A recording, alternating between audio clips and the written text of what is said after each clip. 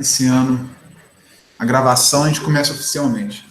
Ok, pessoal, acho que formalmente agora já estamos gravando. Fiquem tranquilos com relação a isso, né? O único objetivo é puramente didático, vai ficar lá no YouTube, linkado no Cigar, mas como não listado, um vídeo não listado, então não tem acesso público, não sai em pesquisa, nada disso. Então participem ao máximo, tá? Estou incentivando, encorajando cada um dos senhores a participar da aula, que é bom para mim, né? E bom para a dinâmica aí do nosso curso.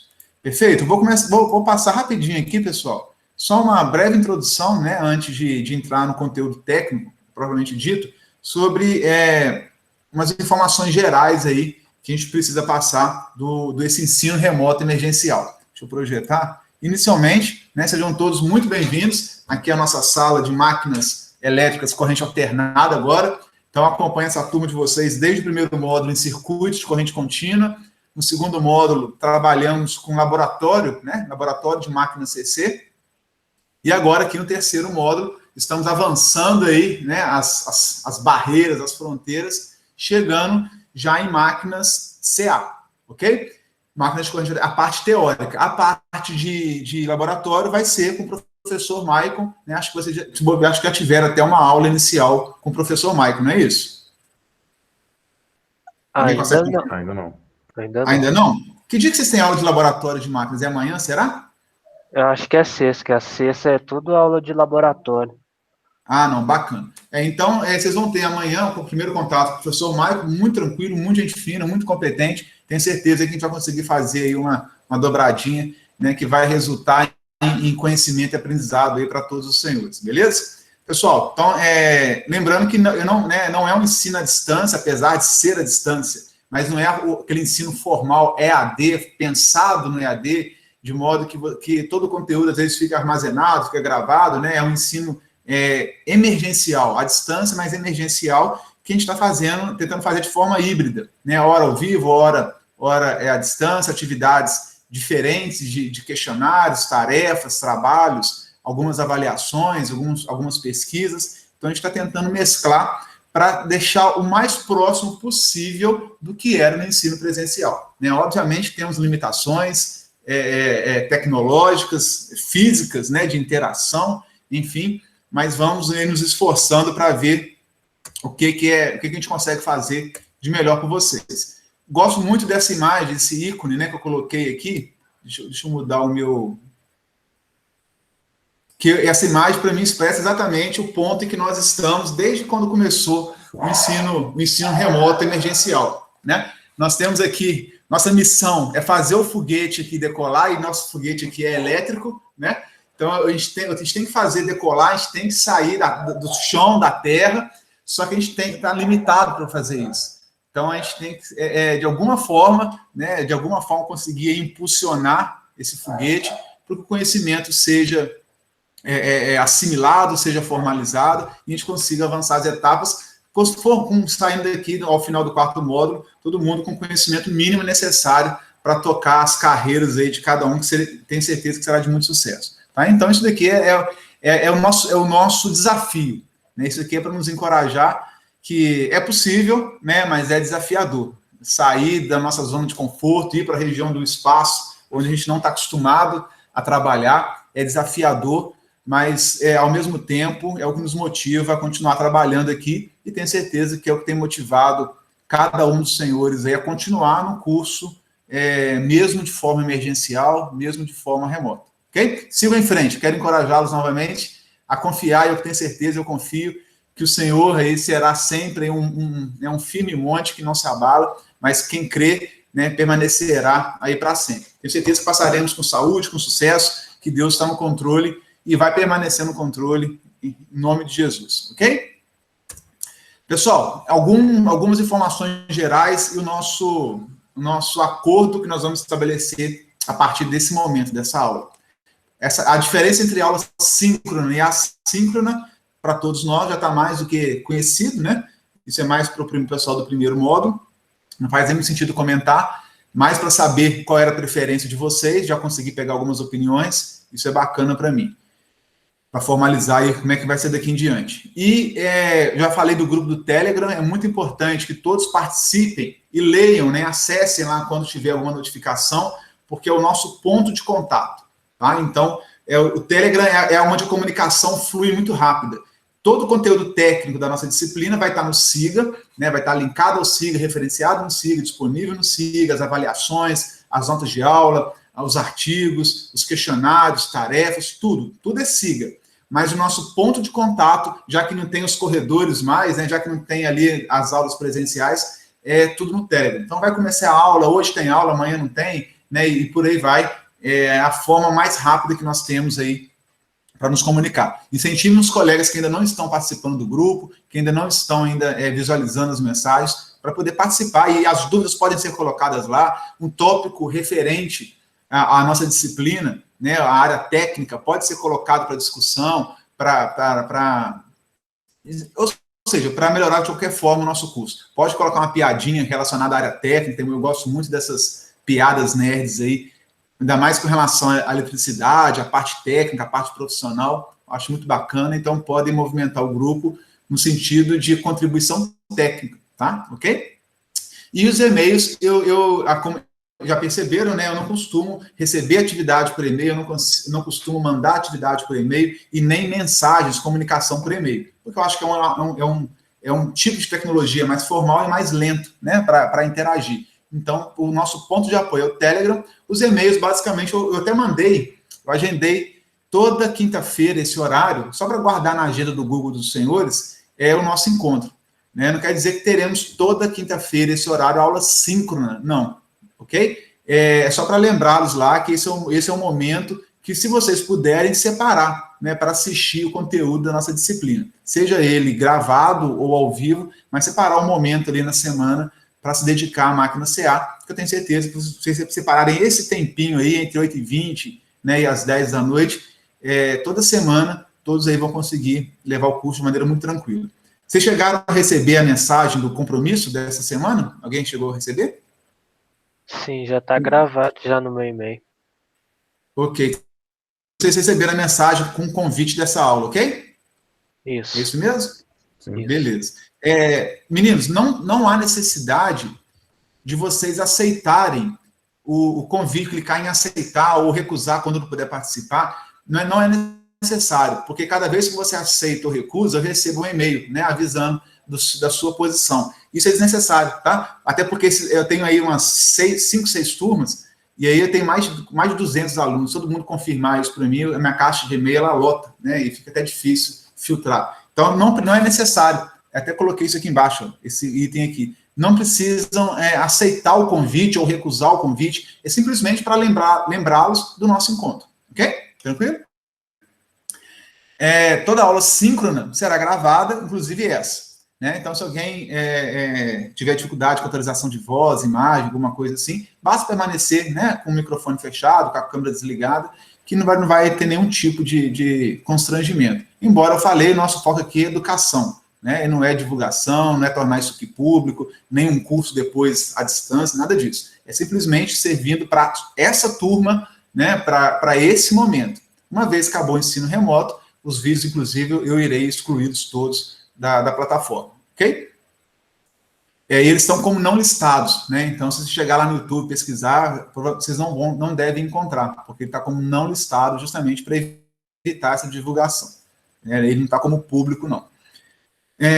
Aqui entra um ponto do acordo e do contrato que eu queria fazer com vocês, né, que eu tenho falado com todas as turmas, que eu vou tentar, né, pelo menos, não me policiar, para ser um pouco mais rigoroso com a data da entrega das atividades, tarefas, enfim, né, provas. Sempre teremos 7 dias para a realização das atividades, mas uma vez que fechou os 7 dias, eu não vou abrir novamente aquela atividade. Né, que às vezes é comum um aluno ou outro perde, até por questões de trabalho, questões até importantes, mas depois, abre de novo para mim, ou posso entregar depois por e-mail, né?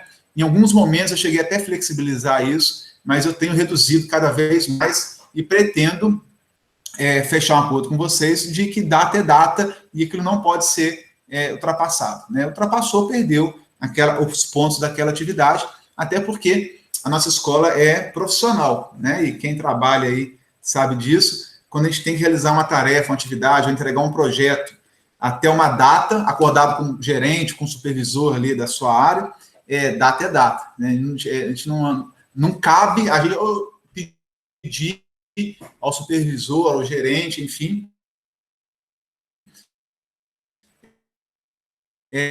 para aumentar o prazo. Assim, a cobra vai fumar, digamos assim, né?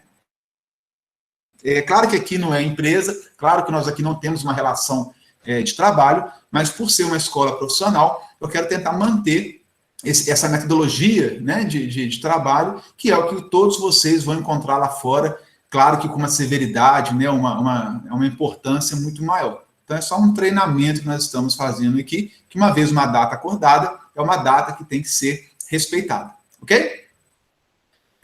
Já falamos do convite.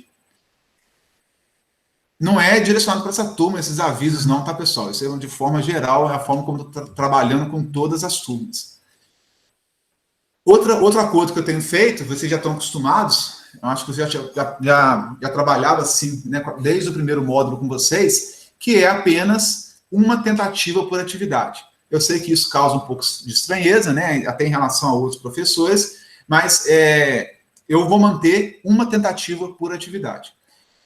Claro que a internet pode cair, claro que o cachorro pode vomitar na hora e você não conseguir entregar, a sogra pode chegar na sua casa, né? E aí mudar um pouco os planos e não conseguir entregar naquele momento, né? É uma brincadeira, né, pessoal? Enfim, né? A gente sabe que imprevistos acontecem e que o sistema, inclusive, não é confiável, né? Não é raro aparecer aquela mensagem, comportamento inesperado, ou simplesmente ele dá um pau lá, fecha tudo. Então a gente sabe perfeitamente, eu sei perfeitamente que esses problemas técnicos acontecem, inclusive no nosso sistema. Então, se alguém for prejudicado por conta disso, né, é só, igual vocês já estão acostumados. Riane, tirei um print da tela aqui, deu comportamento inesperado, na hora que eu fui entregar a atividade, por isso eu não consegui entregar. Né? Meu computador lá deu um reset no meio do caminho lá, enriqueceu, enfim, e eu não consegui entregar, tem como liberar? Aí eu sempre analiso, né? Lá fica, tudo que você faz no sistema, os seus passos ficam registrados lá como histórico. Eu olho normalmente, né, e tal, e vejo, né, normalmente é muito tranquilo essa relação com o pessoal do turno da noite. O pessoal da tarde é mais infantil, então ainda é um pouco mais difícil essa postura profissional, mas à noite o pessoal tem uma postura muito tem tido, né, uma postura muito profissional nesse sentido. Então, normalmente, quando alguém entra em contato comigo, é porque é realmente algo relevante, e eu vou lá, excluo a tentativa, e vocês podem fazer uma nova solução daquele exercício, daquela atividade, enfim. Tá? Então, quer dizer, por padrão, resumindo, é uma tentativa. Claro que quem for prejudicado, não conseguir entregar por algum problema técnico, ou até pessoal, enfim, né, entre em contato comigo, que eu vou avaliar a situação, né, e dependendo, a gente exclui aquela tentativa e permite uma nova tentativa, ok? Só não permito prazo, né? Então tem que ser dentro dos 7 dias, beleza? Alguma dúvida, pessoal? Não. E, por fim, o uso da tecnologia, vocês já estão acostumados nessa altura do campeonato, para consultas e referências complementares. Isso é uma forma polida de dizer em relação às colas, né? Quando a gente faz esse ensino, essa modalidade à distância, remota, emergencial, eu não me preocupo muito com relação à cola, se você está consultando livros, né, na hora de fazer atividade, né, na hora de responder, está lendo, está consultando o Google, se você está consultando, inclusive, ao colega, né, tirando dúvida, eu estou chamando isso como uso de tecnologia, né, para auxiliar o aprendizado. Então, se você está lendo um livro na hora, consultando no Google, aprendendo, estudando de outras fontes, perguntando ao colega, tirando dúvida, isso para mim é ensino sendo realizado. O que eu não permito é você copiar uma resposta igualzinha de colega, colar, né, e eu ver que quando passa pelo meu filtro eu percebo que são idênticas, eu vou tomar por regra, né, a partir de então, zerar os dois. Eu não vou saber quem copiou, quem cedeu a resposta. A minha regra vai ser sempre zerar os dois, para não testear quem copiou de quem, aí tem que entrar num detalhe que eu prefiro evitar a fadiga, sabe? Então, se eu perceber que houve Ctrl+C, Ctrl+V, numa resposta que for texto, por exemplo, eu vou zerar os 2, ou os 3, ou os 10 que copiaram estiverem idênticos, né? Mas, por exemplo, se uma questão de marcar X, eu nunca vou saber se você pegou a resposta 2B, né, de um colega e marcou lá sem saber o que está fazendo. E eu não quero abraçar o mundo, né? Não é meu objetivo aqui enquanto professor de ensino remoto, abraçar o mundo, né? Então, claro que a minha recomendação para os senhores, botando aquela figurinha do foguete, é que aproveitem o tempo, né? Já está tudo difícil, o mundo está um caos. Então, pelo menos, se dediquem esse tempo, já que tem que gastar um tempo para aprender algo que os outros não sabem, né? O nosso diferencial no mercado de trabalho é justamente aquilo que a gente sabe que o outro não sabe, né? Porque é o que vai fazer a diferença na carreira de cada um de nós aí. Então, aproveitem um tempo para aprender, né? Ainda que vocês tenham acesso ao resultado, tenham acesso à solução, desenvolvam a própria percepção do conhecimento daquela questão, né? Entendam o que vocês estão fazendo, aproveitem para aprender. De fato, a gente está aqui trabalhando com máquinas de corrente alternada, né? Todas as disciplinas do curso são necessárias, importantes, mas puxando sardinha aqui, máquinas CA é o que vocês vão encontrar em todo lugar que forem trabalhar. Sempre vai ter um motorzinho lá, um motorzinho de indução, um motorzinho monofásico, trifásico, né, de corrente alternada. Onde vocês forem trabalhar, vai ter o nosso conteúdo lá.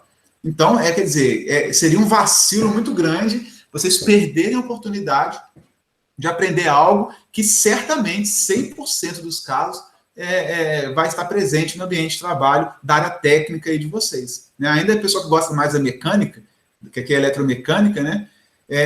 Mesmo na mecânica, vai ter lá um motor, você vai ter que acionar o motor, vai ter que trabalhar com aquele motor elétrico, garanto para vocês. Então, aproveitem um tempo para aprender, né? Não simplesmente copiar e responder e pontuar. Acho que seria muito medíocre ou pobre você perder um tempo sem aprender, ok? Com relação a avaliações, pessoal, é um pouco diferente do ensino presencial, né? A gente faz um seminário muito bacana ao final do curso, que não ficou muito bom no ensino remoto. Eu acho que eu preciso melhorar isso, adaptar. As provas também são um pouco diferentes, de modo que aqui no ensino remoto, basicamente atividades online, uma ou duas provas, talvez uma só, e relatórios técnicos, né? Se a gente conseguir trabalhar alguns pontos que eu estou pensando em máquinas, talvez eu peça alguns relatórios técnicos parecidos com o que vocês vão ter que preparar lá para o laboratório de máquina CA também, tá?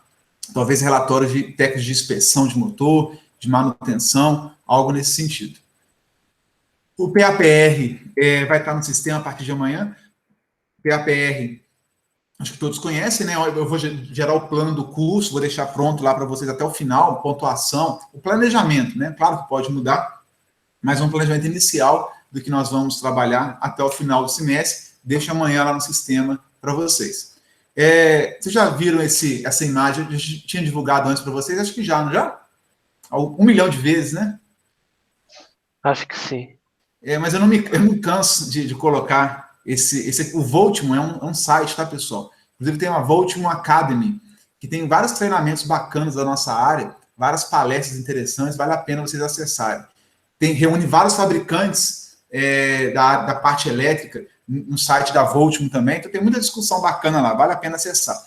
E esse pôster aqui, eu achei fantástico, logo no início da pandemia, eles soltaram isso, e eu não perco a chance de compartilhar com quem eu vejo, com todos os meus alunos, de todas as turmas, porque é uma mensagem aí, né, de que nós não podemos ficar parados, né? Nós temos que avançar, porque sabemos que vai ter um futuro depois que tudo isso passar. E o mais importante é que ele é elétrico, né? Então percebam que quando a gente vê a parte dos veículos, né, elétricos que estão surgindo, de toda a automação, toda a indústria 4.0, tudo que está acontecendo no mundo, tudo está caminhando para se tornar elétrico, né? Então, e o futuro está sendo preparado, ainda que meio que em pausa, né, nesse período aí, mas as coisas estão acontecendo, e quando isso passar, o futuro chegar, quem tiver aí preparado, né, e o que vocês estão fazendo aqui, nada mais é do que isso, uma preparação para o futuro. Então, quando ele chegar, ele sendo elétrico, vocês estando preparados, certamente vocês vão abraçar a oportunidade aí, e é onde o sucesso chega, é onde a carreira deslancha, é onde o dinheiro os alcança, né, e é onde vocês conseguem muitas coisas bacanas aí, para quem estiver preparado, para quem tiver uma experiênciazinha mínima, para quem tiver um certificado, um diploma já de técnico, do que equivalente ao ensino médio, né, para quem tiver o conhecimento, principalmente. Então, percebam que é a hora é hora de preparar, né? Está preparando para uma guerra, preparando para algo que vai chegar, e quando chegar, quem estiver preparado, eu tenho certeza que vai surfar numa onda muito positiva, né? É o que eu desejo aí para todos nós, ok?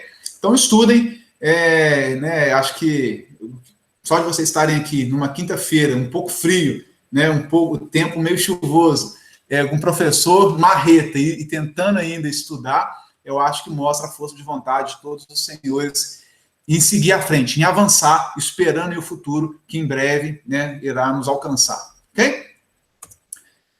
Passada essa introdução, acho que nós podemos entrar no conteúdo de fato Rian, da nossa disciplina. Pode falar. esse Voltmon aí tem algum curso também nele? Tem, rapaz. Tem. Deixa eu ver se consigo acessar aqui rapidinho. Se puder mandar o link, fazer um favor. Ok. Mas pode ser depois da aula, senão vai trazer só a aula. Depois eu vou mostrar aqui, ó. Eles estavam com muitos cursos bacanas lá. É o Voltman Academy. Tem esse Voltman. Vocês estão vendo a minha tela aí? Sim. Sim. Aqui tem vários, eles chamam de webinars. Às vezes são palestras de 2 horas de duração, 1 hora de duração. E você tem muitos temas interessantes da nossa área. Opa.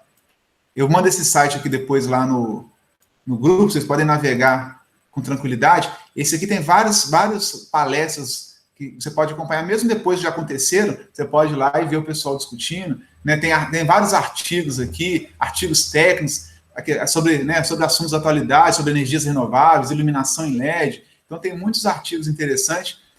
Eletrificação 4.0, segurança em instalações. Então, aqui são os fabricantes, né, muito conhecidos, Schneider, ABB, Nexus, fabricante de cabo, Signify.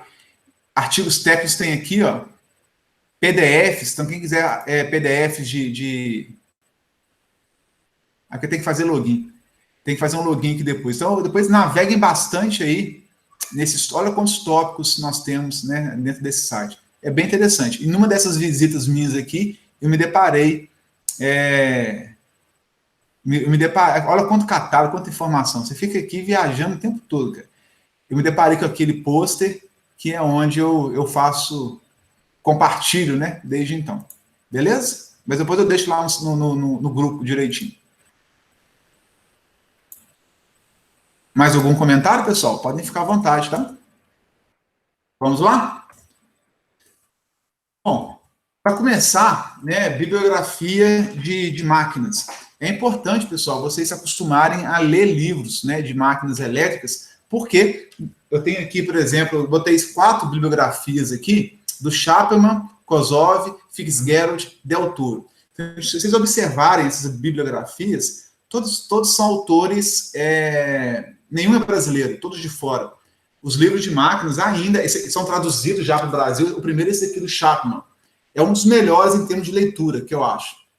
Em termos de facilidade de leitura, de compreensão, tá? Quem puder comprar ou, né, acessar de alguma outra forma digital, porque quem for trabalhar na área de máquinas, manutenção, né, de transformadores, dessa parte de máquinas, mesmo máquina CC, CA, tudo, falou que é máquinas, a gente vai dar o básico aqui, né? Muita coisa vocês vão ter que aprender sozinhos. E não é raro precisar de ler um livro, completar, né, resgatar o conhecimento, e os livros nos ajudam nisso. Só que, como são autores internacionais que houve tradução, a tradução não é das melhores, já adianto para vocês. Então, você lê um livro desse, esse aqui é a terceira referência aqui, outro livro de máquinas, do Fitzgerald. Você lê uma vez, você não entende nada. Você não entende nada que está no livro. Você lê uma segunda vez, também não. Lá pela terceira, quarta, é que a gente vai acostumando da forma de escrever do livro. Tem muito eletromag envolvido, né? Então, a gente vai acostumando com aquilo ali, e é costume, né? É pegar, folhear o livro, ler uma vez, depois ler de novo, avançar um pouco no conteúdo, depois volta, e aí você começa a entender máquinas de acordo com a escrita que está no livro. Tá? Então, eu estou incentivando. Esse Kozov aqui é russo. Né? Então, pensa bem que a dificuldade na hora da tradução, os termos às vezes não saem da melhor forma e gera um pouco de dificuldade. Esse aqui é russo. Fitzgerald, acho que é alemão. Olha só, russo, alemão, Del Toro, eu nem sei a nacionalidade dele. O Chapman é americano. Então, percebe que não é fácil. Né? Eu tento mastigar o Alisson tenta mastigar, os professores de marketing tentam mastigar o máximo de informação nas notas de aula, mas não passam de notas de aula, não passa disso. Não tem texto, não tem um conteúdo maior de páginas ali nas nossas notas, slides, né? São slides, são tópicos, notas, que muita coisa é falado, né? É necessário, para quem for seguir adiante, pegar um livrão desse aqui mesmo e folhear e tal, e tentar entender, para quem, né, isso futuramente, para quem for trabalhar na área. E é muito bom também, se quem estiver estudando agora, na hora de fazer o exercício que eu vou propor, né, online e tudo mais, ter um livro, para não ficar só no Google, né, só no PDF, só nos slides aí que a gente acha no Google, pegar um livrão desse para ler. Eu tenho certeza que vai dar um crescimento muito grande, técnico em todo mundo, tá? Todo mundo que fizer essa prática aí. Então, eu deixo aqui 4 referências, todos excelentes livros. O Chapman, eu acho que é o mais atual deles também, se eu não me engano, 2013, tem um texto mais bacana, ok? Bom, para a gente começar a falar de máquinas, agora, corrente alternada, todo mundo que está aqui passou em circuitos CA, com Duke? Sim. Passou? Sim. Bacana. Tem alguém que ficou de dependência aí? Ou tem alguém que não fez? Né? Poderia ter esse caso ainda. Deixa eu ver o chat aqui, se comentaram alguma coisa. Todos passaram? Todos que estão aqui? Só para eu saber, tá, pessoal? Como é que está a situação de cada um aí? Seria bom que... Perdão, Andréia, boa noite. Boa noite. Você conseguiu a aprovação com o Duque, ou André?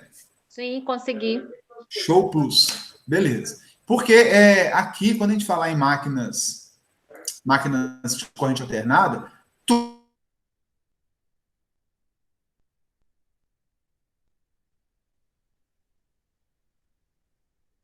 então, circuitos é tudo a questão de número complexo, né? Parte real, parte imaginária. Aqui, lembra do modelo de máquinas CC que o professor Alisson passou para vocês? O modelo matemático era uma fonte CC com uma resistência séria, uma resistência shunt, e não passava muito disso. Agora aqui eu não tenho só os efeitos das resistências, né? Eu tenho o efeito das indutâncias internas do motor.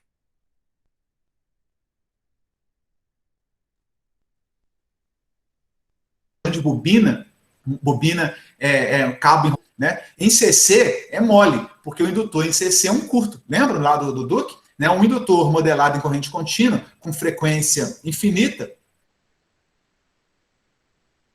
ele é um curto-circuito, né? Com frequência zero, ele é um curto-circuito. Né? Mas aqui em CA, a frequência não é zero, né? Eu tenho uma frequência de 60 Hz. E agora, uma frequência de 60 Hz, aquela bobina enrolada que eu tenho nos motores, na armadura, né, no rotor, tudo que é bobina, cabo enrolado, cabo de cobre enrolado, produz uma indutância. Né, e as contas têm que levar em consideração isso.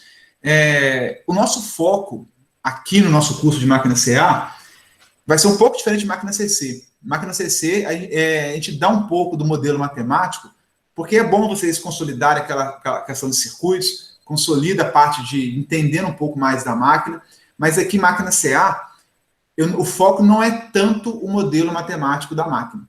Tá? Eu abandono um pouco o modelo matemático, deixo para quem for cursar engenharia, porque lá na engenharia isso é muito explorado, o modelo matemático, o circuito matemático que representa a máquina CA, que é muito mais complexo do que a máquina CC, e aqui o nosso foco é mais na especificação de motores, manutenção de motores, operação das máquinas, geradores e motores, como é que ele opera, como é que ele trabalha, para quê? Para nós, enquanto técnicos, ao chegarmos numa Celor, numa Mercedes, no Votorantim, né, numa empresa qualquer, a gente conseguir entender qual é o comportamento daquele motor.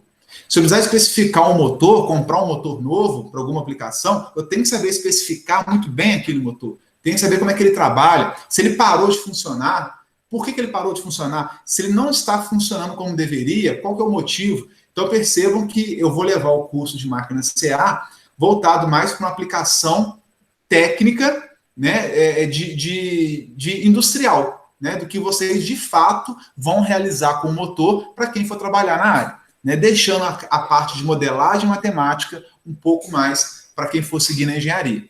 Ok? Tá? Ou seja, é um foco mais prático, é um foco mais técnico, apesar de ser teórico, nossa disciplina que é teórica, vocês vão ver o laboratório com o Michael, que é remoto também, mas enfim, lá vocês iriam realmente botar o motor para funcionar, fazer algumas medições, mas aqui nós vamos trabalhar com uma teoria, mas voltada para uma aplicação profissional prática, ok? Porque não é comum, às vezes, um técnico lá na Celó ficar fazendo contas com modelo, com circuito que representa a máquina. É mais comum especificar, entender o que está acontecendo, medir uma corrente e ver se aquela corrente está adequada ou não, fazer as conexões corretas da máquina.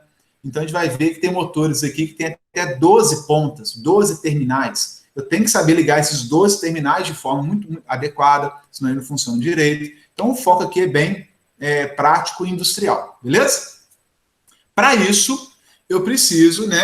A gente nunca vai conseguir ficar longe dos circuitos de corrente alternada, e aqui entra uma componente a mais, né, que não só circuitos CA, mas de circuitos trifásicos. Vocês estão fazendo circuitos de potência esse semestre, não estão? Quem está fazendo aí? A gente teve aula disso agora há pouco. Quem que é o professor? Esqueci o nome. É o Thales, não? Fernando. Ah, o Fernando? Fernandão? Deu para ver que ele é grande? É o Fernando. Doidinho, coitado. Oi? Doidinho. Doidinho, né? Isso é padrão. Acho que para entrar no IF como professor, tem que cumprir esse requisito, sabe? Como aluno também. Não é só como professor, não. Mas, enfim. O Fernando, então, vai trabalhar com vocês a parte de circuito de potência, que é basicamente circuitos trifásicos, que eu vou usar muito aqui em máquina CA. Então, nós vamos andar juntos, né? Vamos andar meio que em paralelo aí. Vocês vão subir em circuito de potência junto com máquina CA, aprendendo mais ou menos junto. Para começar... Oi? Desculpa te atrapalhar. A maioria dos maquinários de indústria é tudo trifásico, né?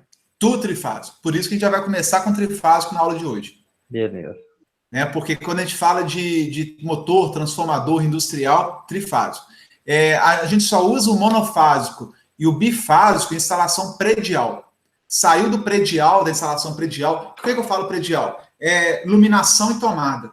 Né? Então, dentro de casa, num prédio, ou no escritório dentro da indústria, você vai ter lá o monofásico ou bifásico. Mesmo numa instalação industrial, na parte de escritório, as tomadas, sim, pode ser 127, muitas delas, mas dá prioridade para tomadas 220 e a iluminação de galpões, iluminação até de escritório industrial, então, a maior parte delas é 220. Inclusive, as nossas salas de aula, não sei se vocês sabem, toda a iluminação dos blocos, né, aquela iluminação de sala de aula, corredor, é tudo 220. A gente não usa 127, não. Por quê? Porque é uma quantidade muito maior, né, de carga, e aí o 220, a corrente é menor. Isso é bom porque é menos perdas, ok? Então, toda a parte de iluminação, inclusive comercial, industrial, inclusive a iluminação é 220 bifásico.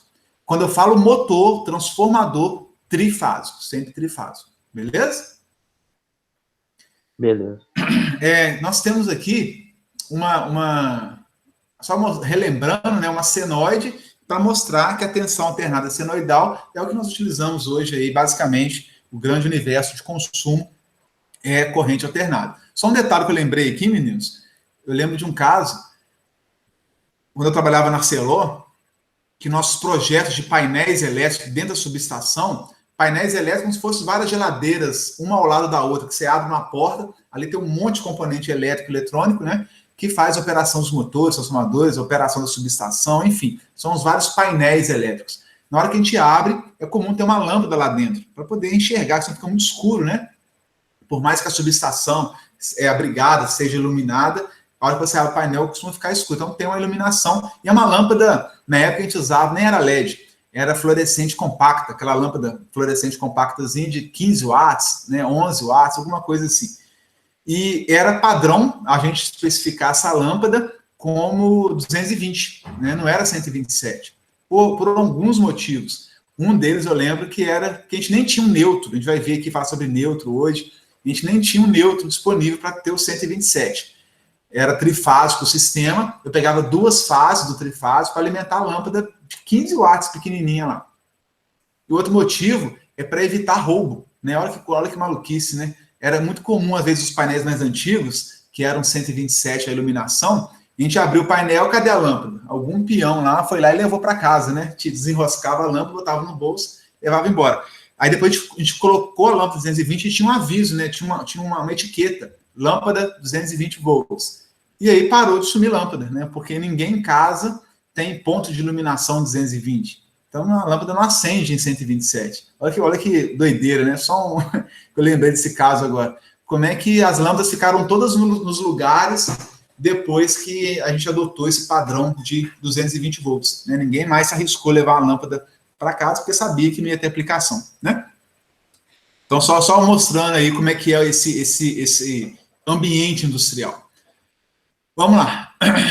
Por que esse CA, né, é amplamente usado? Primeiro, pela facilidade da geração em larga escala. Tudo é gerado em CA trifásico, transmitido trifásico, chega na subestação nas cidades, né? A hora que chega aqui lá no Cruzeiro do Sul, aqui no Linhares, no Grajaú, tem uma subestação, Barbosa Laje, chega ali o 138 kV trifásico, ali joga para 13,8 kV trifásico, distribui pelas ruas e bairros da cidade trifásico, até chegar na nossa casa. Tem um transformador que joga para 220, 127, e a nossa casa pode estar conectado aí em monofásico, bifásico ou até trifásico, né? Então, o trifásico acompanha desde a geração, transmissão e consumo da energia.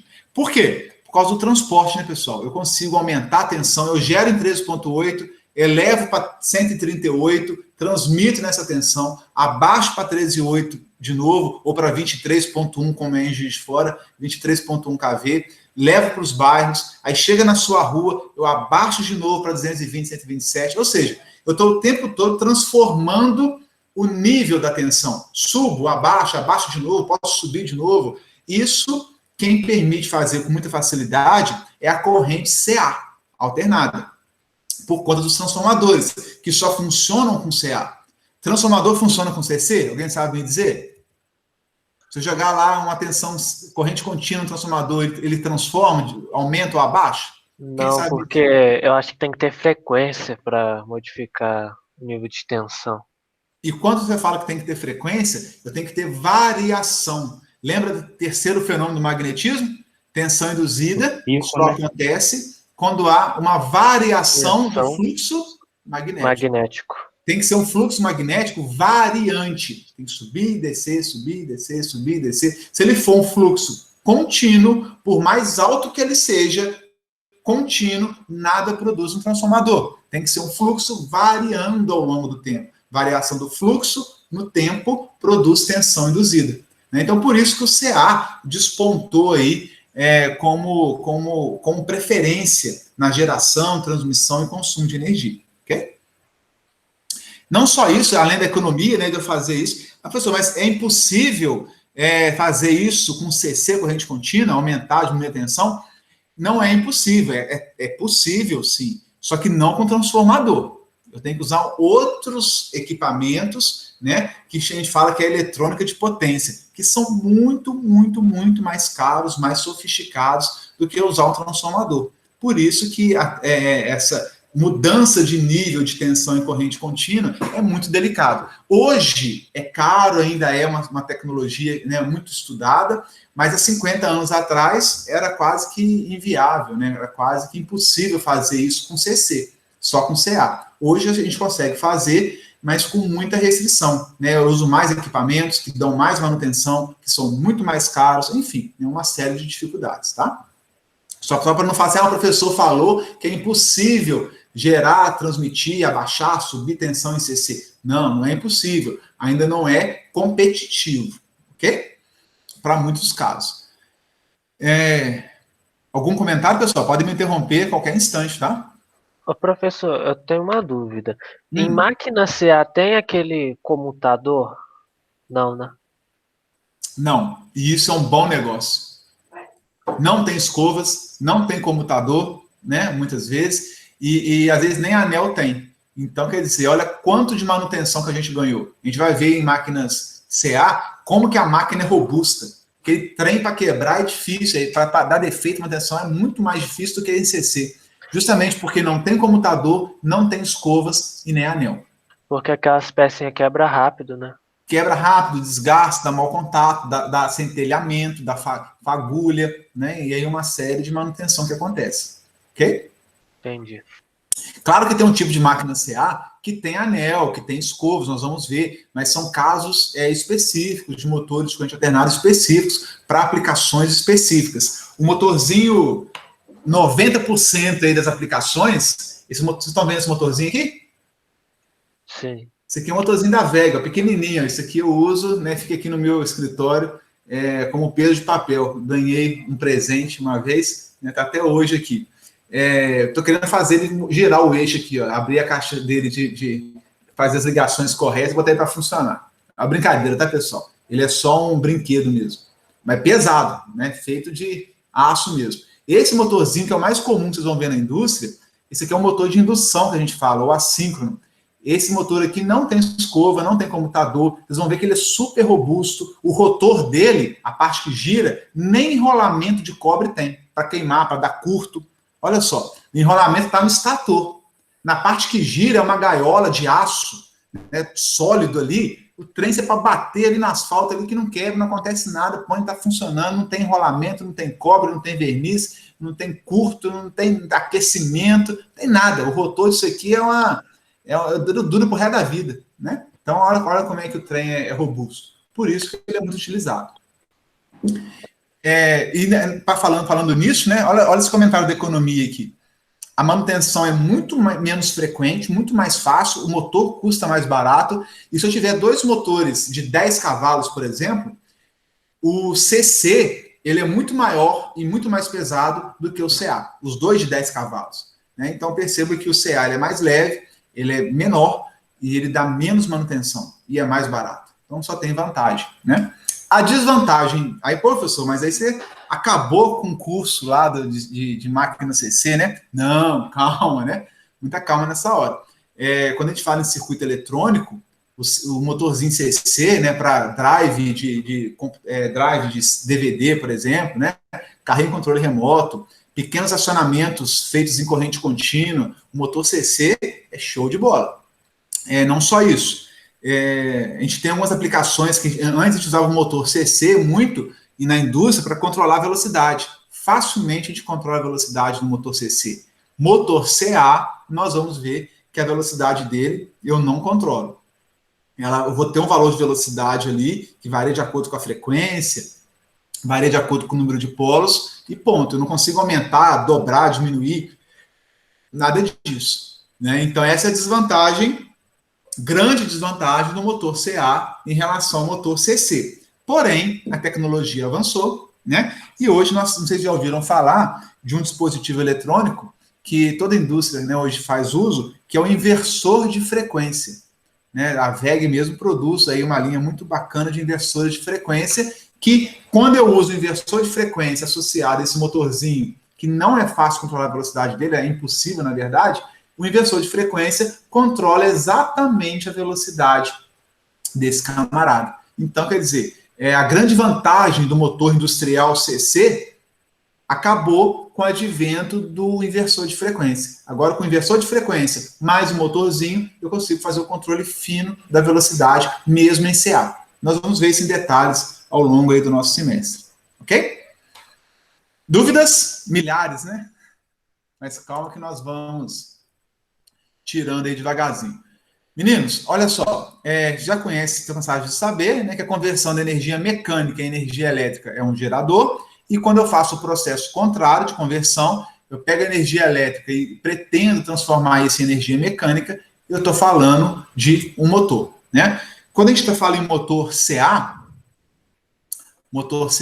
nós temos dois grandes grupos de motor CA, os síncronos e os assíncronos. Parece com aula, né? Aula síncrona e aula assíncrona. O que é isso, pessoal? Nós vamos falar desses dois grandes grupos ao longo do semestre. Os geradores síncronos, eles rodam sempre na mesma velocidade de acordo com a frequência da rede. Ele não muda essa velocidade em hipótese nenhuma, só se eu usar um inversor de frequência, para justamente variar a frequência. Né? Então já deu para vocês perceberem aí que quando eu falo de máquinas CA, se eu vario a frequência, o motor varia a velocidade. Se a frequência for 60 Hz cravada, a velocidade do motor síncrono vai ser cravada também, não muda de jeito nenhum. Se for um motor assíncrono, a velocidade dele, se a frequência for 60 Hz, a velocidade vai oscilar, normalmente para baixo, abaixo dos 60 Hz, próximo ali, proporcional, na verdade, aos 60 Hz, um pouco abaixo. Quanto mais carga eu coloco no motor, mais devagar ele vai, assim, ele vai desacelerando em relação ao que a gente chama de velocidade síncrona.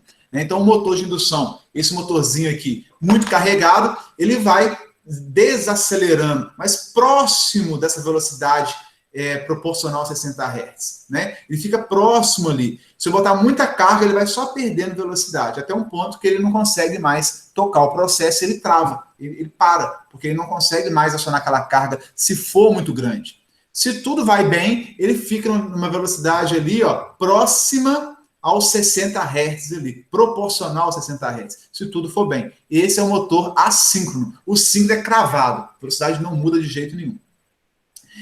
Os geradores, já adiantando aqui também, os geradores síncronos, né, as máquinas síncronas, são usadas muito como gerador. Qualquer usina no Brasil que você pegar, usina hidrelétrica, usina térmica, sempre vai ter lá um gerador CA síncrono trifásico. Tá? Então, porque para geração de energia, grandes máquinas, o gerador síncrono compensa bastante. Nós vamos ver os detalhes, as vantagens que ele tem. Já para motor industrial de prateleira, o motor melhor é o assíncrono ou de indução, esse outro grupo. Então, esse outro grupo aqui, o primeiro grupo, síncrono, é mais para gerador e grandes motores. Então, se eu pegar lá numa Arcelor da vida, tem um motor lá de 5 megawatts, 2 megawatts, é um baita do motor. Vale a pena ser um motor síncrono. Porque, inclusive, nós vamos ver, vamos ver, né, pessoal? Mas vamos chegar lá. O motor síncrono, ele consegue corrigir o fator de potência, não só dele, mas como da instalação ao redor. Ok? Se for motores assim, até 800 cavalos, até 800 quilowatts, até 1 megawatt, o motor de indução vai muito bem. O motor de indução, ele é bem econômico, manutenção barata, funciona muito bem. Tá? Então, a grosso modo, máquinas síncronas para geradores e grandes motores, máquinas assíncronas ou motores de indução focado mais em motores mesmo industriais. Beleza? Dúvidas? Vamos em frente, tudo isso vai ser muito detalhado, tá, pessoal? E para começar a explicar o que vai dentro de um motor, o que acontece dentro de um gerador CA, eu preciso fazer só uma introdução aqui, que deve levar ao finalzinho dessa aula e mais a aula da semana que vem, que é tudo de trifásico, basicão, que eu preciso para vocês entenderem a máquina CA, ok? Então, nós vamos começar. Alguma dúvida, pessoal? A gente não deve estender muito mais, não, mas eu preciso começar esse assunto de trifásico hoje para ver se a gente consegue concluir semana que vem para entrar dentro do motor propriamente dito. Os sistemas trifásicos... Opa, então agora eu estou falando algo novo para vocês. Vocês começaram a ver trifásico, talvez hoje, com o Fernandão, né? Então, os sistemas trifásicos, eles desempenham um papel fundamental não só na geração, transmissão e distribuição de energia, mas também no consumo, nas instalações industriais, né? Nas concessionárias de energia, na alimentação dos motores e outras cargas de potência mais elevada. Né? Então, quando a gente tirando o prédio, instalação predial, tudo é trifásico. O que é um sistema trifásico? Né? Misericórdia. O que é um sistema trifásico? De corrente alternada. Nada mais pessoal, do que são, como se fosse, entendam isso, como se fosse, vocês viram com o Duque, uma fonte CA alimentando um circuito de resistores, capacitores e indutores, não é isso? Uma fonte só. Quando eu falo sistema trifásico, ao invés de uma fonte, eu vou ter 3 fontes. É como se agora é um circuito onde eu não tenho apenas uma fontezinha CA, um gerador CA. Eu tenho 3. e nós vamos ligar esses três de maneira que a gente vai explicar com muita calma. Eu posso ligá-los em delta, ou eu posso ligá-los em estrela, para operar o nosso sistema trifásico, que é como hoje é operado desde a geração até o consumo. Tá? Então, um sistema trifásico, e mais interessante dizer que um sistema trifásico ele é um caso particular de um sistema polifásico. Nossa Deus, agora deu nome. Eu posso criar um sistema monofásico com uma fase, que vocês estudaram até então com o Duque, lá no segundo módulo. Eu posso criar um sistema com duas fases, bifásico, duas fontes, 3 fontes trifásico, 4 fontes, 5, 6, que aí vira um sistema, né, polifásico, com quantas fases eu quiser, ok? E por que a gente não usa 2 fases, 4, 5, 10, 11, né, 20? Por que a gente adotou o sistema trifásico? A explicação que eu vou dar aqui é muito voltada para máquinas. Claro que tem outros fatores, tá, pessoal? Mas a explicação mais simples que eu dou aplicada a máquinas é que o sistema trifásico, que esse sistema que eu vou detalhar aqui para vocês, ele produz dentro da máquina, quando alimenta aqui o meu estator, o motorzinho, com 3 fases, 3 fontes diferentes. Nós vamos ver que elas são defasadas no tempo, em 120 graus, não são com a mesma fase, elas têm um ângulo diferente.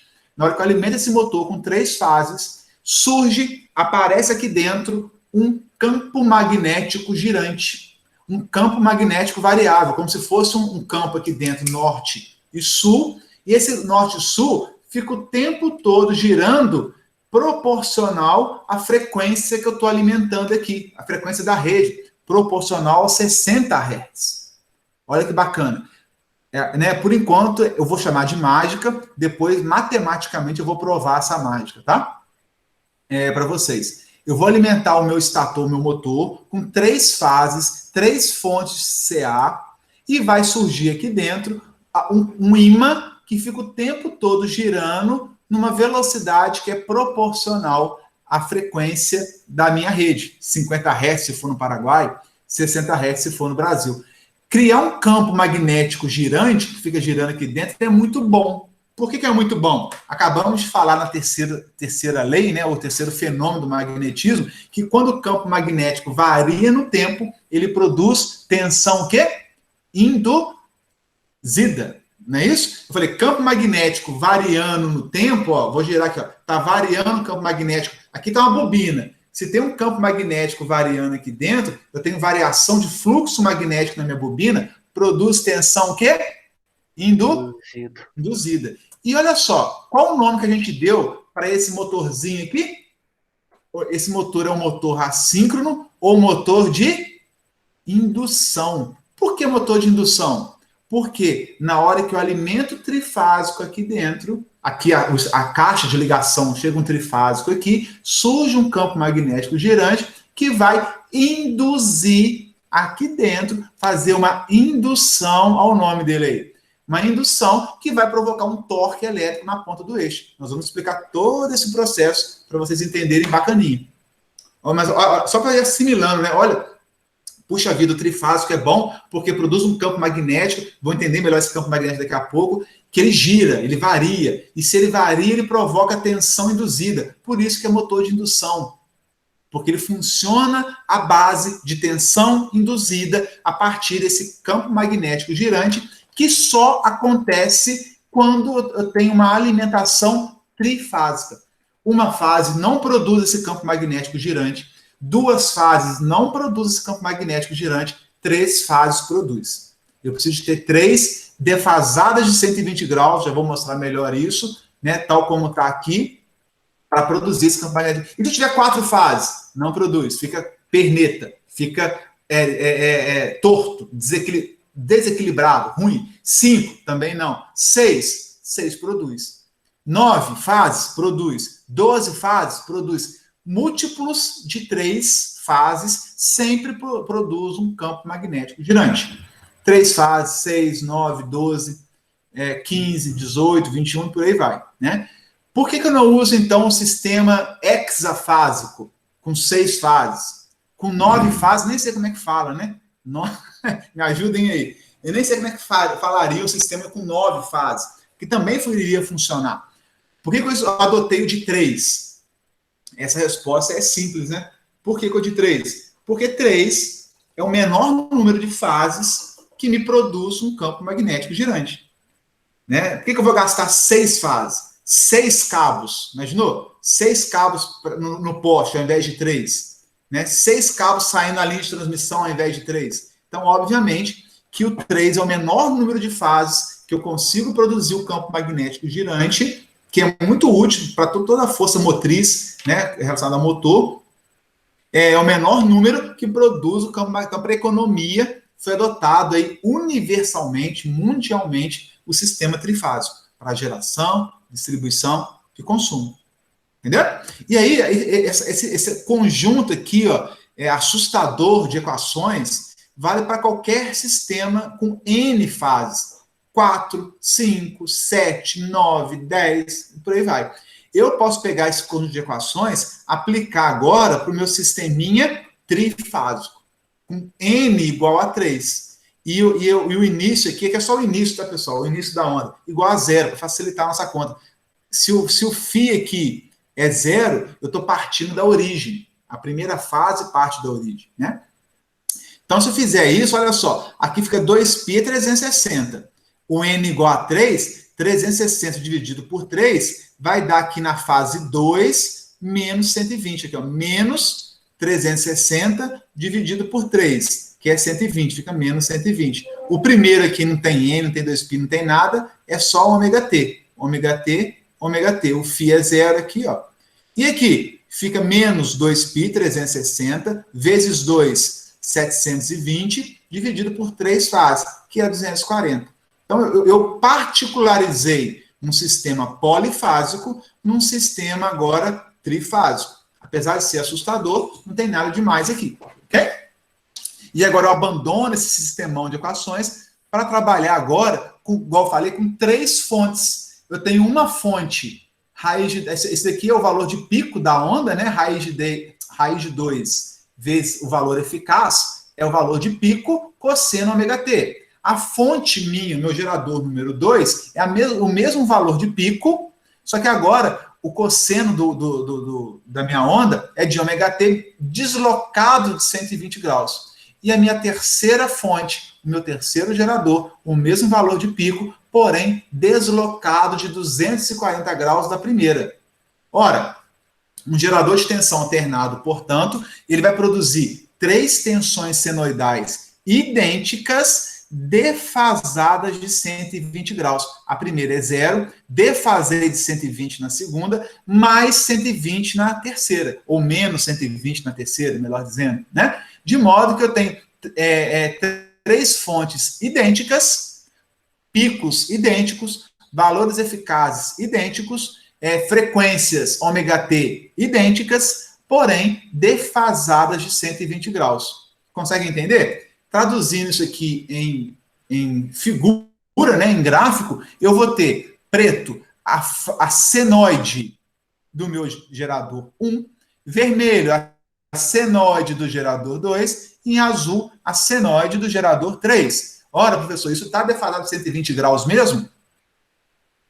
Para tornar a análise mais fácil, vamos pegar o pico do gerador 1, ou da fase 1, que eu vou chamar aqui, com o pico da fase 2. Se eu pegar aqui, ó, 90, né, para 180 aqui, dá 90 graus mais 30. Eu vou pegar, se eu medir aqui direitinho, ó, dá 120 graus do pico, onde a primeira atinge o pico, a fase 2 só vai atingir o pico 120 graus depois do pico da 1. Da mesma forma, a fase 3 só vai atingir o pico.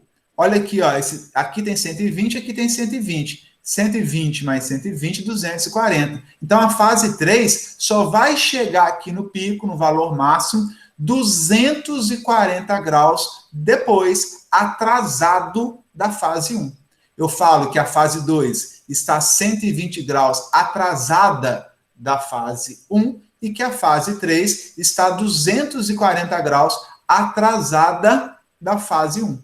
Entenderam por quê? Porque o pico daqui acontece 120 graus depois aconteceu o pico da 2, mas 120 graus depois é que vai acontecer o pico da fase 3. Muita maluquice até então? Não tá dando para acompanhar? Como é que tá aí, turma? Me dá um feedback, que eu não fico louco. Não consigo ver a cara de vocês, nem de desespero, nem de alegria. Tá dando Como é pra que tá aí? entender. Tá dando... Claro que você quer... Pode falar. Eu vou ter que assistir isso aí tudo de novo. Não, mas eu vou acompanhar junto contigo aqui ainda, a gente vai falar um pouco mais sobre isso no final da aula. Pessoal, lembrando que isso aqui é um assunto totalmente novo, né? Inédito, né? Inédito. Aqui não é igual a sessão da tarde, não. Totalmente novo, fresquinho do forno. Então, claro que demora, né, um certo tempo para vocês assimilarem. Tá? A rigor, eu não estou entendendo nada. Vamos pensar simples. Pega o gerador do Duque do segundo módulo, é o pretinho, que está aqui, ó. Vocês trabalharam todos os circuitos só com a onda preta, só com a senoide preta. O que eu fiz? Eu peguei essa fonte preta e atrasei ela um pouquinho. Eu comecei a senoide, aqui começou no 0. Olha o 0 da vermelha aqui. Isso aqui continua, né? Vem do infinito e vai para o infinito. Mas eu poderia começar a vermelha na hora que ela cruza o 0. A vermelha começou, tenho 90 graus aqui, mais 30 aqui, tá, pessoal? Então, a vermelha começou 120 graus depois do início da preta. Da mesma forma, a azul, ela rompeu aqui o 0, né? Rompeu o eixo, nosso eixo X, 120 graus depois da vermelha e 240 graus depois da preta. Ou seja, eu peguei 3 fontes idênticas e eu retardei a segunda fonte em 120 graus e eu retardei a terceira fonte em 240. Na hora que eu ponho tudo no osciloscópio, na hora que eu ponho tudo para medir, eu vou ver a primeira bonitinha, já todo mundo estava acostumado, a segunda 120 graus atrasada e a terceira 240 graus atrasada da primeira, ou 120 da segunda. Ok? São 3 ondas, que eu poderia colocá-las todas em fase, iguaizinhas, e eu resolvi atrasar e atrasar. Atrasei a segunda, atrasei a terceira. Na hora que eu atraso em 120 graus a segunda, mais 120 graus a terceira, eu criei um sistema trifásico. Nós vamos ver por que isso é super importante em tudo que nós vamos fazer daqui em diante, ok? É muito bacana, pessoal. Eu não sei se o cara que teve, né, assim, eu sofri para entender isso, né? Todo mundo sofre para aprender isso a primeira vez. E quem imaginou um trem desse, né? Quem bolou, quem projetou, realmente é diferenciado.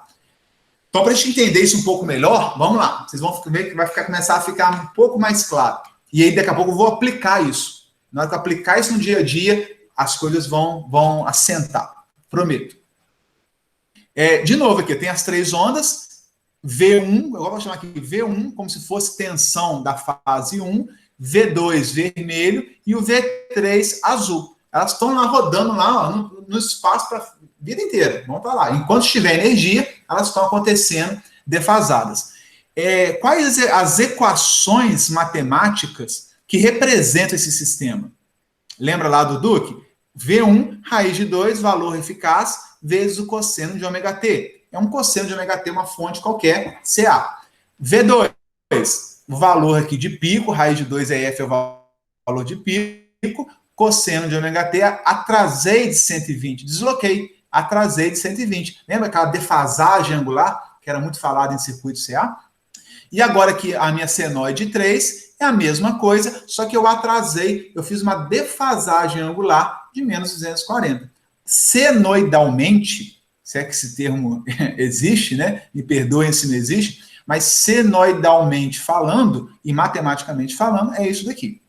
Só que, para facilitar um pouco as nossas contas, eu posso passar das grandezas elétricas reais senoidais para um sistema de vetor, para um sistema de fasor. Todos aprenderam os fasores lá em CA? Eu podia representar os fasores ou os vetores, pegar uma senoide dessa e pegar um fasor que fica aumentando e diminuindo aqui de acordo com o ponto da senoide. Lembra? Se eu tirar uma foto aqui em determinado instante, né? Como é que a gente ficaria desses fasores?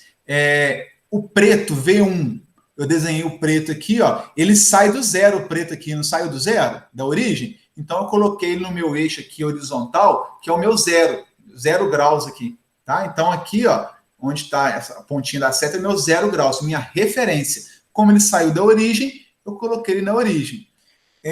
Se eu pegar aqui a onda vermelha, a vermelha, ela está menos 120. Então, eu vou pegar aqui do meu 0, da minha referência, da minha origem, e vou deslocar menos 120. Por que eu desci, eu não subi? Lembra que o ômega, lembra do ômega? Ele gira no sentido anti-horário. Vou até desenhar depois no slide ali o ômega, né? O ômega, lembra aquele ômega? A setinha dele é anti-horário, por padrão.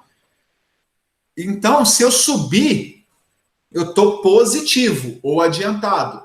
Se eu descer, eu estou atrasado ou negativo.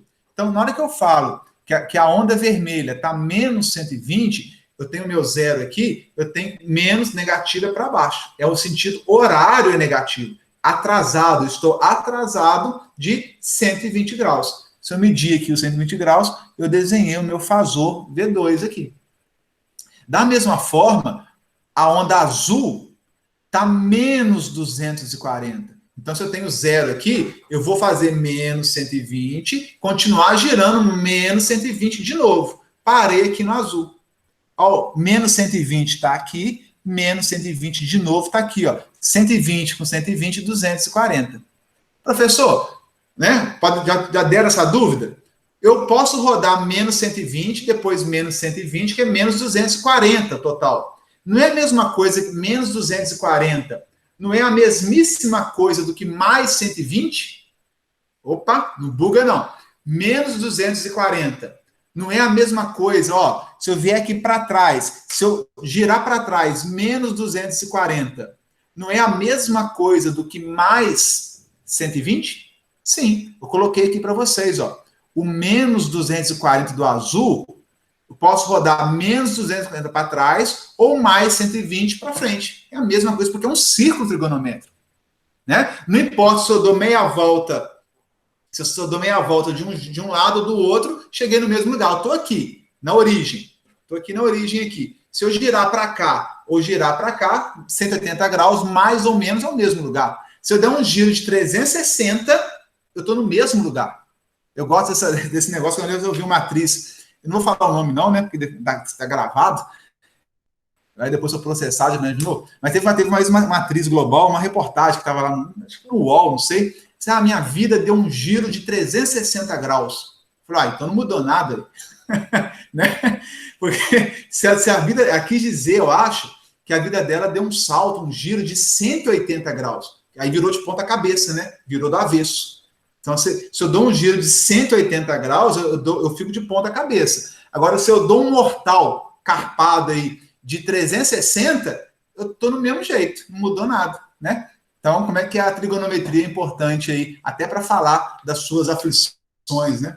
Enfim, entenderam? Ou não entenderam nada? Tô viajando, mas é mais ou menos isso daí, pessoal. Ó, o V2, menos 120, ao V2 aqui, menos 120, e o V2 menos 120, concorda que eu posso chegar pelo outro lado? Por outro lado, é mais 240. O menos 120 é igual a mais 240. Ao mais 240 aqui, ou menos 120. Vocês vão ver isso com muita tranquilidade no circuito de potência também. Tá? Eu estou aqui, ó, com o pé no acelerador para poder entrar em máquinas. Mas vocês vão ver isso com mais calma lá com o Fernandão, porque é o tema da disciplina de circuito de potência, circuitos trifásicos. Tá? Dúvidas? Então, olha só, eu abandono o sistema senoidal e parto agora para representar através de um sistema vetorial ou fasorial, como queiram. Pessoal, vocês estão aí? Deixa eu ver se morreram ou não.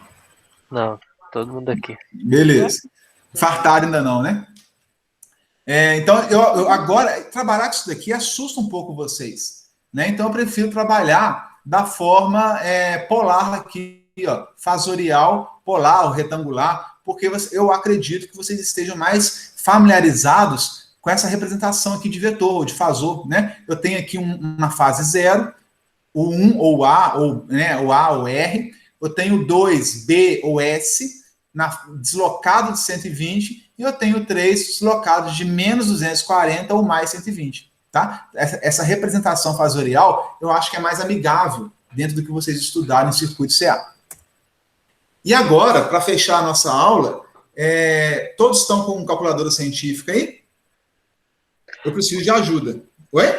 Ô, professor, a calculadora científica, é isso que eu ia falar.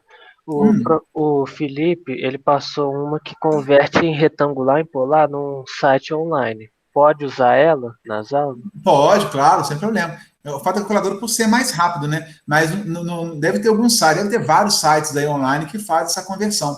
Tem um site bom que ele passou que converte na hora, certinho? Me passa depois qual site é.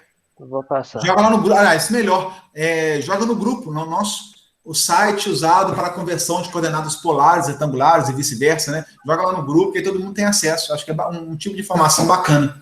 Beleza. Ok? Quem quiser usar a calculadora, fica à vontade, né? Aquele REC-TAN, para ir para um lado para o outro, né? RCL-TAN, na verdade, né? RCL-TAN de um lado, para o outro, ou usar o site. O que eu preciso ter a certeza é que vocês, técnicos de eletromecânica, conseguem fazer essa conversão. Entendem a calculadora no site, entendem o que está fazendo, né? E entende que trigonometricamente falando, seno e cosseno, vocês vão trabalhar com isso mais, eu acho, em circuito de potência, mas vocês têm que saber fazer na mão também, entender o que está acontecendo. Se precisar fazer lá com seno, cosseno, tangente, vocês dão um jeito de vocês, tá? Então, por favor, quanto que dá 127 ângulo zero? Aqui nós estamos em coordenadas polares, né? Como é que eu passo isso para coordenada retangular? Alguém sabe? Alguém consegue fazer a conta para mim? Eu estou pegando, na verdade, esse fasor aqui, preto, 127, eu chamei de 127 volts, tá? É ângulo zero, e eu quero passar isso aqui, tá em polar, para a coordenada retangular. Ou seja, representar isso aqui no eixo real e no eixo imaginário. Quantos eu vou ter na parte real, quanto que eu vou ter no eixo imaginário, ou no J, que são acostumados lá. Agora eu preciso da participação de todos os senhores. Quanto que dá isso? O meu deu 127 mais 0J. Mais alguém chegou nesse resultado aí? Andréia, Fred, Thiago, Lucas. É o Lucas que falou, Daniel? Não, fui eu. Ah, tá. O Lucas está aí? Não, o Lucas foi embora, né? Cadê? Foi. Acho que a conexão dele estava muito boa, né? Tá não, minha calculadora não está aqui. Ah, não está, não?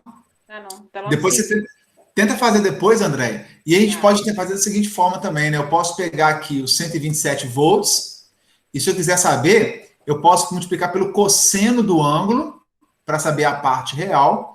E se eu pegar o 127 e multiplicar pelo seno do ângulo, eu vou saber a parte imaginária. Então, como aqui o ângulo é zero, cosseno de zero é quanto? Cosseno de zero é 1. Né? Então, 127 vezes o cosseno de zero vai dar 1, vai dar o próprio 127, e o seno de zero é zero.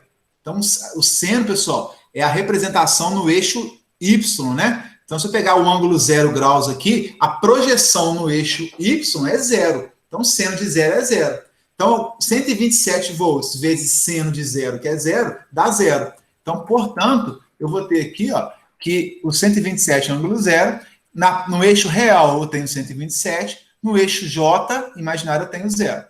E o 127 ângulo menos 120? Agora eu estou aqui, ó. Agora eu vou ter uma projeção no eixo Y, e eu vou ter outra projeção aqui, aqui na verdade, né? Eu vou ter uma projeção no eixo X, e eu vou ter uma projeção no eixo Y. A projeção no eixo X é o cosseno, a projeção, tá difícil desembolar a língua aqui. Vamos voltar. A projeção, ô miséria. A projeção no eixo X é o cosseno, a projeção no eixo Y é o seno. Agora saiu. Então, se eu pegar aqui, ó, o ângulo aqui é menos 120. Se eu pegar o cosseno do ângulo vezes 127, eu tenho a projeção no X. Se eu pegar o seno desse ângulo vezes 127, eu vou ter a projeção no eixo Y, que é a parte imaginária que eu quero. Entendeu? Então, quanto que dá isso daí, Daniel? O V2? O 2. O meu deu menos 63,5 menos 110J. Isso aí. Para ser um pouco mais preciso, 109,98, que é o 110 aí. Menos e menos, né? Por que é menos e menos? Vamos voltar aqui, eu consigo até ver, ó. Olha o vermelho aqui. Se eu projetar ele aqui no eixo X, aqui é o zero, né, pessoal? Então tá negativa. A projeção, pegar a sombra dele aqui, ó, eu percebo que é negativa. E no Y, tá para baixo. Se é para baixo, também é negativo. Então eu tenho uma projeção real negativa, uma projeção imaginária J também negativa. Então por isso que deu aqui, ó, menos e menos. E o 3 aqui, Daniel, faz para nós aí. Quanto que dá o 127 menos 240? Deu menos 63,5 mais o valor do J anterior. Isso aí. Menos real mais imaginário. Por que isso, hein? Vamos pegar o 3 aqui e analisar? Se eu pegar a sombra dele aqui no eixo X, eu vejo que passou da origem, né? Negativo, está para trás, negativo. E a sombra dele aqui no eixo vertical, a sombra dele está para cima, então é positiva. Então eu tenho aqui uma projeção real negativa, uma projeção no eixo Y imaginário positiva. Exatamente o que deu aqui. Eu fazia muito essa análise, para ver se eu estava errando, na época eu era aluno, né? Será que esse menos e menos faz sentido, menos e mais faz sentido? Eu olhava o fasor, o ângulo dele, e via, isso aqui tem que dar negativo, tem que dar positivo. Era uma forma que eu tinha aí de ver se eu estava errando ou não, né? Bom, decompomos aqui, ou transformamos, melhor dizendo, das coordenadas polares para coordenadas retangulares, né? E vocês imaginando, ao final do segundo módulo, que nunca mais iriam trabalhar com transformação de coordenada polar para retangular, né? Lê do engano. Até daqui em diante será uma constante aí na vida de cada um de nós, né? Essa transformação, números imaginários complexos. O bom é que cada vez você se acostuma mais, aprende mais e se torna mais natural, algo que é, como o próprio nome diz, complexo, né? É só uma piadinha sem graça, mas para quebrar um pouco o gelo aí, pessoal. Bacana? Então, por que eu fiz essa decomposição? Porque agora, pessoal, e aí eu quero, nesse ponto aqui, vale a pena eu mostrar uma coisa para vocês. Pô, o cara tá falando de trifásico, que troço, né? Que trem, que é isso? Vamos pegar um poste aqui? Vamos sair do mundo dos teletubbies matemáticos, né? E vamos pisar aqui na brita, no solo, no asfalto? O que a gente vai ver quando a gente chega aqui agora, né? Opa! Caiu meu motor aqui, pessoal. Será que ele empenou? O que acontece agora quando eu viro peão e piso e vou lá trabalhar no poste, né? O que nós temos aqui? Todo mundo reconhece essa imagem aqui de um posteamento de rua normal aí? Todo mundo reconhece? O que nós temos aqui em cima? Rede primária de distribuição. Aqui em Juiz de Fora, o nível de tensão aqui é 23,1 kV. Grande parte do país é 13,8 kV. Juiz de Fora e outras pouquíssimas cidades que adota 23,1 kV, 1000 volts, né? Então, vocês comecem a olhar para o alto agora, até porque é do alto que vem a nossa vitória, né? Então, para de ficar andando na rua, olhando para baixo, olhando para o celular, comece a erguer os olhos aí para o alto e comecem a observar os postes, observar o sistema de distribuição. Vocês vão aprender muito com isso. A gente vai ver que lá em cima vão 3 cabos paralelos. Esses cabos aqui é a rede de alta tensão. Por que 3 cabos? Porque o nosso sistema ele é trifásico. Se nosso sistema fosse de 4 fases, seriam 4 cabos. Se fosse de 6 fases, seriam 6 cabos. Mas o nosso sistema ele é trifásico. Bacana, né? Aí vocês vão ver, já observaram da onde que chega a alimentação na casa de vocês ou no prédio de vocês? Né? Todo prédio, toda casa vai ter lá, vocês vão observar o fio saindo do prédio, da edificação, indo lá no poste, conectado ao poste. E qual transformador que alimenta esse trecho onde vocês estão conectados, onde a casa de vocês, o apartamento de vocês estão conectados? Vocês vão observar que no poste, às vezes, em frente mais próximo da casa de vocês, não tem transformador. O transformador, às vezes, atende uma rua inteira. Ou atende um trecho de rua, uma quantidade enorme de casas, 10 casas, 20 casas. Então, às vezes, o poste mais próximo de vocês não tem transformador. O transformador está lá no início da rua, né? Ou está no meio da rua. Então, comecem saindo de casa amanhã, olhando assim, poxa, onde está o poste que tem o transformador que alimenta a rede aqui, ó, de baixa tensão? Da onde vocês estão conectados. Isso daqui é uma edificação, uma medição da CEMIG, né? Isso aqui é um consumidor qualquer, né? Um poste, o muro da sua casa, por exemplo. Então, nós estamos conectados numa rede de baixa tensão.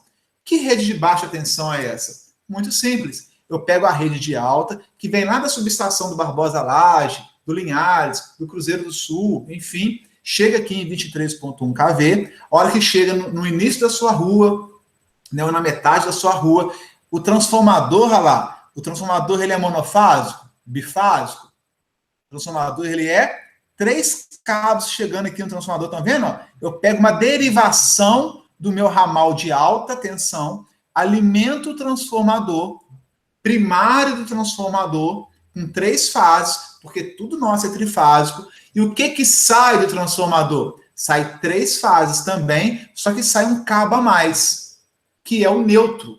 Eu não preciso do neutro na média tensão, porque eu não estou consumindo nada monofásico na média tensão. Todas as minhas cargas monofásicas, com uma fase para o neutro, a minha ligação é na baixa tensão. Então, na alta, basta eu ter as 3 fases. Na transmissão de energia, 3 fases. Na geração de energia, 3 fases, só 3 cabos. Chega no consumo em baixa tensão, surge o 4º cabo, que não é uma fase, é o neutro. E não por acaso, senhores, o neutro, quando a distribuição aqui da baixa é vertical, 4 cabos na vertical, o neutro é o primeiro, por questões de segurança. Imagina se você está lá na laje da sua casa, com vergalhão, é muito comum isso acontecer, infelizmente, e você toca a rede de baixa tensão. Você vai tocar o neutro. Né, e o neutro é aterrado, a tensão dele é 0, muito próxima disso, você não toma choque. Né? Então, se você encostar, às vezes, da janela de casa, alguém tem acesso, né? E aí o primeiro cabo é o neutro. Árvore. A árvore balança na chuva, o galho da árvore toca a rede. Na hora que ela tocar, ela vai tocar o neutro. Então, por questões de segurança, para não ter curto-circuito, fase para a terra, o primeiro é o neutro. Aqui em cima, não. Aqui em cima é tudo... fase. Então, às vezes, a gente vê muito acidente, pessoal morrendo, às vezes, de construção, tá com vergalhão, alguma coisa metálica, e ele encosta a rede de alta. Aí não tem salvação. Né? Aí, realmente, é alta tensão, é 23 mil volts. E aí, realmente, se o cara encostar ali, a chance dele vir a óbito é muito grande. Ou de sofrer sérios danos, né? Aqui é 220, 127, dá um tiro, o cara dá aquela assustada, pode matar, sim, mas é mais difícil, um pouco mais difícil. Aqui não, 23 kV não é brinquedo não, tá? Até por isso, não só por isso, mas até por isso, por causa da segurança, a CEMIG tem substituído esses cabos aqui que eram de alumínio, não tinham isolamento, não tinham capa nenhuma, a reação está modificando as redes, vocês vão observar, isso começa lá para o alto, né? Vocês vão ver que em muitos lugares já, possivelmente na casa de vocês, essa rede de alta tensão já não é mais cabo de alumínio nu. Foi substituído por cabo com uma isolação preta. Cabos pretos com isolação. Uma camada de isolação ali em PVC preto.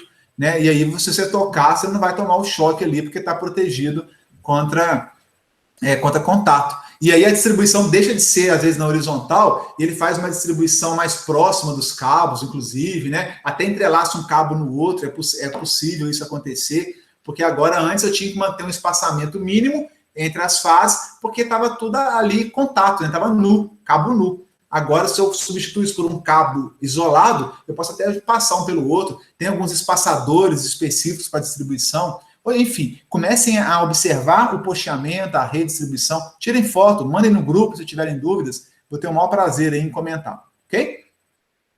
E aí, na baixa tensão, tudo isso para quê? Para mostrar o sistema trifásico trabalhando por nós, né? Na baixa tensão aqui, pessoal, eu vou ter o neutro e as 3 fases. E aí, se a minha casa for monofásica, eu vou ligar aqui nesse ramal, pegar a fase A, por exemplo, e o neutro. Fase A e neutro, eu vou ter uma diferença de potencial de 127 volts. Porque o neutro é zero, está aterrado aqui, inclusive no poste, né? Olha o fio de aterramento aqui, ó. A haste de aterramento aqui, todo o poste é aterrado. Então, o neutro, ele é aterrado em vários pontos na concessionária, inclusive no seu medidor aqui de entrada, né? Ele tem também a haste de aterramento, mas esse é assunto de instalações prediais, uma opção me empolgo, eu acabo indo para instalações prediais também, mas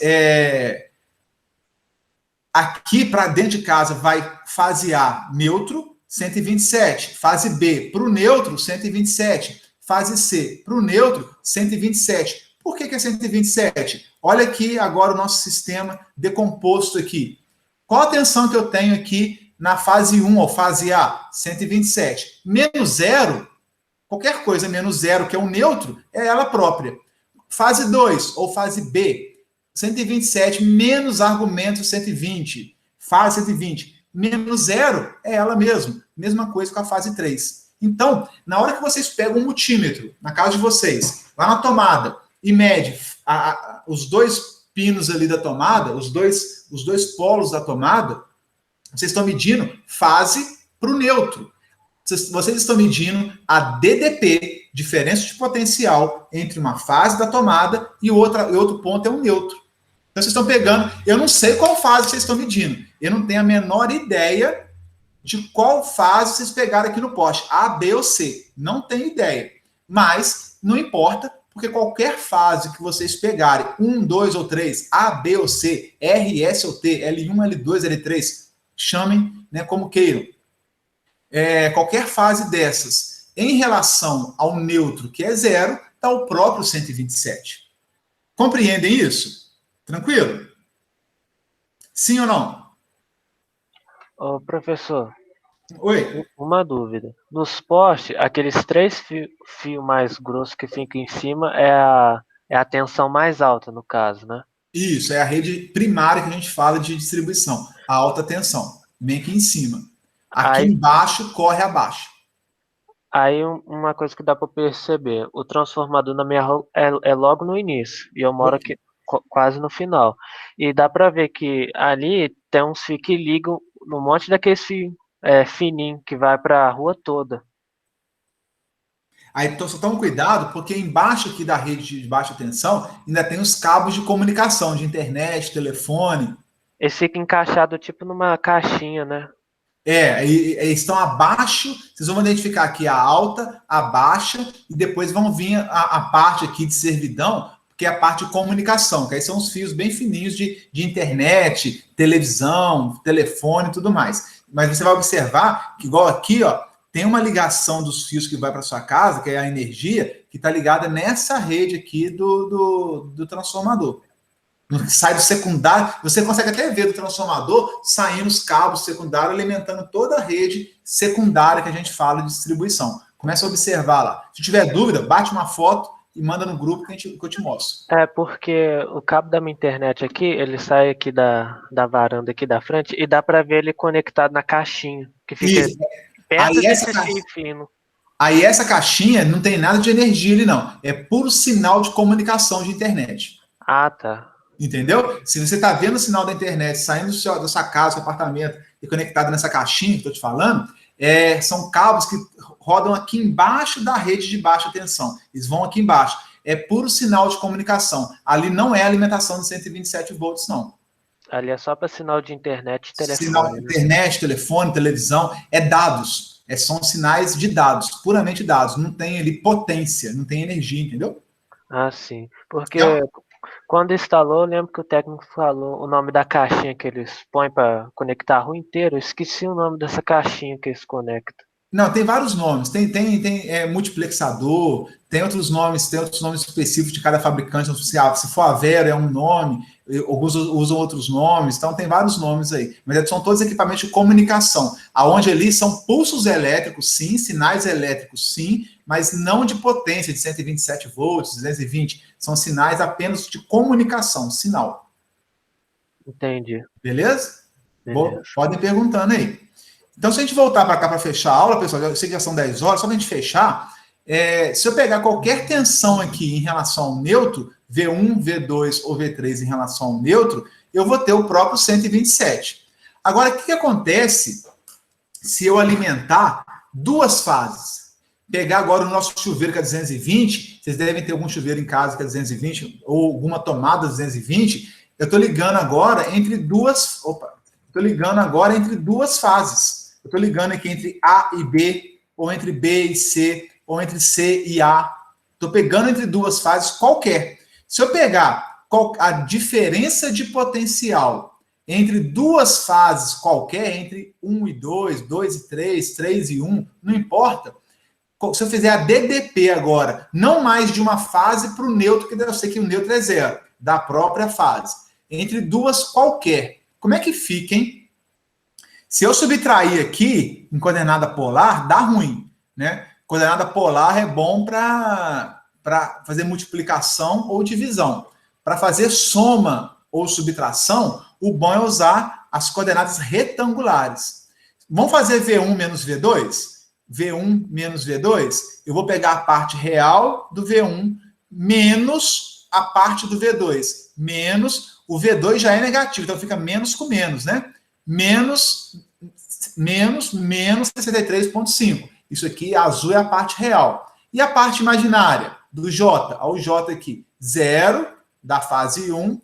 Esse menos está aqui.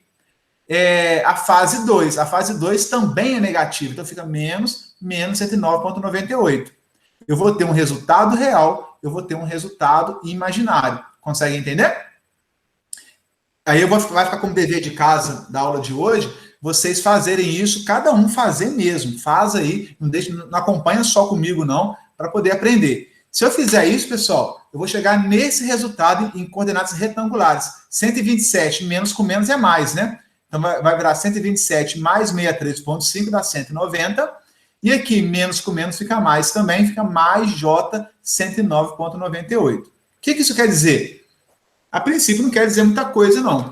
Mas se eu transformar isso, voltar isso para coordenadas polares, eu vou converter, faço depois com calma, tá? Vou converter isso aqui para polar de novo, eu vou chegar à conclusão que a diferença de potencial DDP é diferença entre V1 com V2, V1 com V3, V2 com V3. A diferença de potencial entre duas fases do meu sistema trifásico é igual a uma tensão de quanto?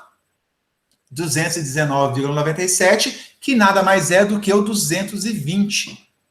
Isso é fantástico, porque eu estou apresentando para vocês agora que quando eu uso um sistema trifásico, né, e eu conectar o meu chuveiro, ligar uma perninha do meu chuveiro na fase A, a outra perninha do meu chuveiro na fase B, esse meu chuveiro estará sujeito a uma diferença de potencial entre duas fases, A e B, ou 1 e 2. E na hora que eu faço a fase 1 menos a fase 2, ou a fase A menos a fase B, a tensão resultante pro chuveiro não vai ser nem 127, nem 0, vai ser de 220 volts. Por isso que eu falo, a gente fala, né, nós falamos que o nosso sistema bifásico, o chuveiro bifásico, uma tomada bifásica, duas fases, ela é de 220 volts. Uma tomada monofásica, ela é de 127 volts. Se eu pegar o meu chuveiro, ligar uma perna na fase A, a outra perna no neutro, vai chegar a 127. Qualquer fase que eu ligar no chuveiro e a outra perna ligar no neutro, eu sempre vou ter 127 volts no meu chuveiro. Agora, se eu pego o meu chuveiro e ligo em uma fase e a outra perninha liga em outra qualquer fase, o meu chuveiro ficará sujeito a uma tensão de 220 volts. Maior do que a fase 1, maior do que a fase 2. Nós vamos ver na próxima aula que relação que existe aqui, que a gente fala de tensão de linha, em relação à tensão de fase. Eu estou apresentando aqui a primeira tensão de linha para vocês, formada a partir de duas fases qualquer. Entenderam? Então, olha o perigo, né? Se eu pego uma carga, e é louco isso, porque a princípio eu tenho 127 volts na fase 1, 127 na fase 2. Uma menos a outra que eu fiz aqui, 127 menos 127, zero. Mas aqui, 127 menos 127 deu 220. Olha qual é o mundo da elétrica, né? Qual é o futuro elétrico aí que nos aguarda, né? Então, por quê? Porque aqui eu estou fazendo subtração de fasores. Eu não tenho 127 aqui, V1, e outro 127 igualzinho V1. O outro 127, o tamanho dele é o mesmo 127, mas ele está atrasado de 120 graus. Essa defasagem angular de 120 faz toda a diferença. Se o V2 vermelho tivesse juntinho com o preto, no mesmo ângulo do preto, um menos o outro, 127 menos 127 daria zero. Mas ele não está juntinho, ele está defasado de 120 graus. O 3 está defasado de 240 graus. E esse defasamento produz a mágica dos 220 volts aparecer. Isso é muito bacana, isso é muito legal da gente entender, tá? É claro que é a primeira vez, né? Vocês vão desenvolver isso em circuitos de potência também, e aí as coisas vão ficando mais claras. Voltaremos nesse assunto na próxima semana, dando sequência, mas não deixe de rever os pontos principais, fazer essa conta aqui manualmente, pessoal, a conversão de coordenadas, essa subtração entre dois fasores, né, identificar, chegou no resultado, converter para polar de novo. Façam isso matematicamente, detalhadamente, na mão, lápis mesmo, com menos solto aí. Dúvidas, joguem no grupo, me perguntem, que eu estou à disposição. Ok? Vamos parar por aqui, já são 10h07. Foi uma primeira aula bem caprichada, digamos assim, mas eu estou à disposição ainda para alguns comentários, dúvidas ou sugestões. Tranquilo? Mortos? Não? Tranquilo. Que boa noite, tá? Pessoal, boa noite, fiquem com Deus, até semana que vem. Prazer em rever. Joia, o prazer foi meu, rever todos vocês. Fiquem com Deus, um grande abraço, pessoal. Você está falando só, você não está vendo, né? Pois é, um prazer de falar com todos vocês. Tá, fiquem com Deus, se cuidem, até a próxima. Boa noite, professor, fique com Deus. Boa noite, fique com Deus. Valeu, boa noite, senhores. Bom descanso.